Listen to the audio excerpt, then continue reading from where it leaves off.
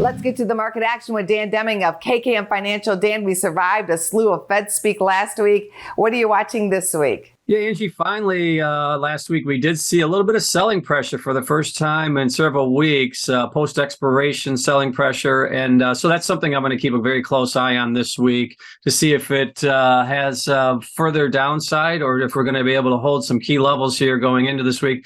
Couple that with, again, getting through, as you pointed out last week, not only Fed speak, but also central bank activity. We won't have so much this week, but this week we do have several data points that could certainly influence the markets, highlighted by the PCE data later this week, which is the preferred measure of inflation for the Fed. What else is grabbing your attention?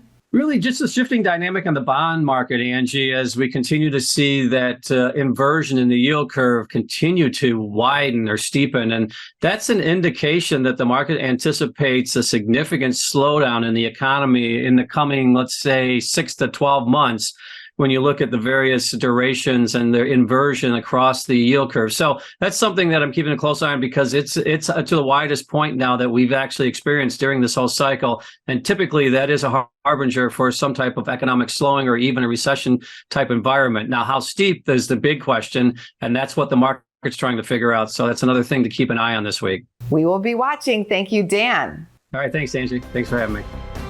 Go to businessfirstam.com for where to see our show on TV.